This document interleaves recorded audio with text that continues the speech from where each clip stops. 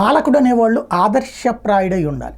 అలా లేకపోయినా పర్లా, కానీ తప్పు తనే చేస్తూ మిగతా వాళ్ళ తప్పుల్ని ఎత్తి చూపెట్టకూడదు. ఫర్ ఎగ్జాంపుల్ మొన్ననే రాష్ట్ర వ్యాప్తంగా వైఎస్ఆర్ కాంగ్రెస్ పార్టీ కార్యాలయాలకు సంబంధించి అనుమతులు లేకుండా కట్టేశారంటూ కూల్చేశారు. గుర్తుంది కదా, అందులో ప్రధాన కార్యాలయంతో సహా అనేక కార్యాలయాలు కూల్చారు. అట్లాగే వివిధ ప్రాంతాల్లో కాకినాడలో కావచ్చు, లేకపోతే కనుక తూర్పుగోదావరి, పశ్చిమ గోదావరి, కృష్ణా, గుంటూరు ఇట్లా అనేక ప్రాంతాల్లో అక్రమ ఇళ్ల నిర్మాణం అని చెప్పేసి కూల్చేశారు. ప్రభుత్వ స్థలంలో కట్టారని, లేకపోతే అంత ఎక్కువ కట్టారు ఇంత ఎక్కువ కట్టారు. ఇప్పుడు చంద్రబాబు గారి ఇల్లుకి చట్టబద్ధత కల్పిస్తూ 6 నెలల నుంచి ఆయన ఉన్నటువంటి ఇంటిని అధికారిక నివాసం కింద గుర్తిస్తూ ఆదేశాలు జారీ చేశారు. ఎక్కడుంది అది? కృష్ణానది కరకట్ట లోపల.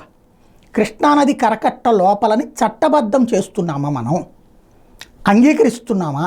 కృష్ణానదే కాదు, భారతదేశంలో ఉన్నటువంటి ఏ నదీ పరివాహక ప్రాంతంలోనైనా సరే నిర్మాణాలు, శాశ్వత నిర్మాణాలు ఆమోదయోగ్యం కాదు, చట్ట విరుద్ధం. ఈవెన్ మన ఆంధ్రప్రదేశ్ చట్టంలో కూడా ఇదే ఇళ్ళు, ఇదివరకు ఇదే గెస్ట్ హౌస్తో పాటు ఆ వెనకాల ఉన్న ఇళ్ళన్నీ కూడా తప్పని పెద్ద ఎత్తున మాట్లాడినటువంటి తెలుగుదేశం పార్టీనే అప్పట్లో తీసుకెళ్ళి అదంతా చూపించారు కూడా.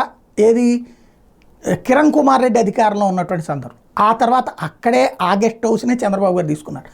దాన్నే జగన్మోహన్ రెడ్డి విమర్శిస్తూ వచ్చారు. ఆ తర్వాత జగన్ అధికారంలోకి వచ్చిన తర్వాత నోటీసులు ఇచ్చారు. ఆ పక్కనే ఉన్నటువంటి ప్రజావేదికని కూల్చారు.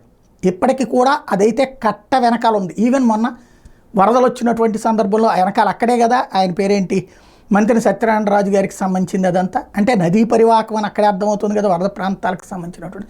మరి దాన్ని అధికారికంగా గుర్తించడం అంటే బాధ్యతాయుతమైనటువంటిదేనా, చట్టబద్ధమైనటువంటిదేనా?